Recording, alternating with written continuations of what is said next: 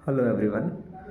मेरा नाम अभिनव है और जैसा कि आप लोग जानते हैं इस चैनल का पर्पस है ऑथेंटिक चीज़ें और को आपके सामने रखना, है ना। तो आज जैसा कि आप लोगों ने थंबनेल पे देख लिया होगा कि मैं बात करूँगा कि इंग्लिश मीडियम और हिंदी मीडियम में क्या डिफरेंस है ना। मतलब एक बंदा जो इंग्लिश में क्वेश्चन अटेम्प्ट कर रहा है मैथ रीजनिंग के और जीएस के, और एक बंदा जो हिंदी में अटेम्प्ट कर रहा है मैथ रीजनिंग और जीएस के, तो उसमें क्या डिफरेंस हो जाएगा, मतलब कौन ज़्यादा बेनिफिट ले जाएगा, कौन लॉस में चला जाएगा। तो मैं जैसे पहले आपको बता देता हूँ कि मुझे भी इस चीज़ के बारे में ना ज़्यादा पहले नॉलेज नहीं थी, लेकिन अभी हुआ क्या ना कि जो सीजीएल मेंस मेरा हुआ था 18 जनवरी को, उसमें जो मैथ्स का एक सवाल था, आप देख सकते हैं ये वाला सवाल 114 था। 114 जेड स्क्वायर था हिंदी में और 144 जेड स्क्वायर था इंग्लिश में। तो ये था क्वेश्चन नंबर लगभग 29-30 था मेरा, है ना। 30 सवाल आते हैं मैथ्स में, और इस क्वेश्चन को देखते ही ना मुझे असल में मैंने सीएचएसएल भी दिया था तो उसमें भी सेम ऐसा कुछ क्वेश्चन था। तो इस क्वेश्चन को देखते ही मैं मतलब बिल्कुल कॉन्फिडेंस मोड में आ गया और देखते ही मुझे लगा कि बस अभी इसे कर दूंगा बस एक्स वाई जेड बराबर रख के। लेकिन जब मैंने रखा तो वो हुआ ही नहीं, क्वेश्चन आंसर ही नहीं आ रहा उसका, ऑप्शन मैच ही नहीं कर रहे हैं। फिर मैंने उसे वन वन मतलब डिफरेंट मेथड से किया, वो तब भी आंसर नहीं आ रहा। मैंने खोल के किया उसको, होल स्क्वायर खोले, तब भी मैं एग्जैक्ट आंसर तक नहीं पहुंच पाया। वो तो मेरा गैस वर्क थोड़ा सा ठीक था, है ना। तो 25 जेड स्क्वायर कहीं से निकल रहा था, मैंने उसी को टिक कर दिया, 25 एक्स स्क्वायर कर।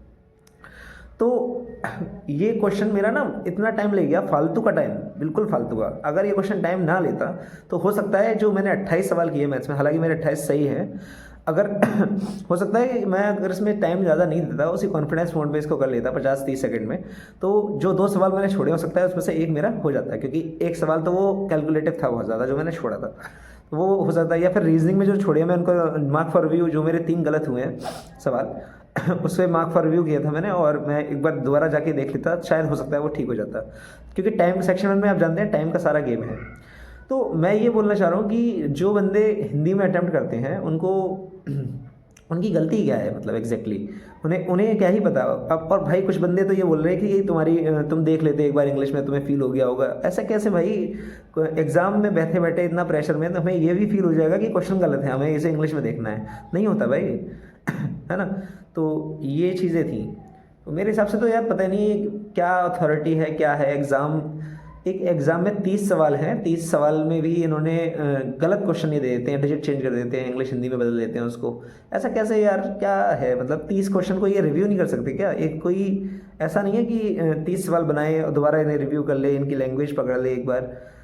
क्या है मतलब सीजीएल जैसा तुम एग्ज़ाम ले रहे हो ऑफिसर लेवल का, है ना, जिसपे इंस्पेक्टर एएसओ वगैरह ये बनेंगे लोग, तो ये ना ऐसी बस फालतू में हिंदी में अटेम्प्ट करेगा बंदा, वो फालतू है, चूतिया है, पता नहीं यार। एनीवे अब से मैं ये ध्यान में रखूंगा कि मैं इंग्लिश में ही क्वेश्चन अटैम्प्ट करूं, क्योंकि मुझे अभी ये पता पड़ा है कि जो ओरिजिनल पेपर बनता है एसएससी का, जो ओरिजिनल जो पेपर बनाती है एसएससी, वो इंग्लिश में बनाती है।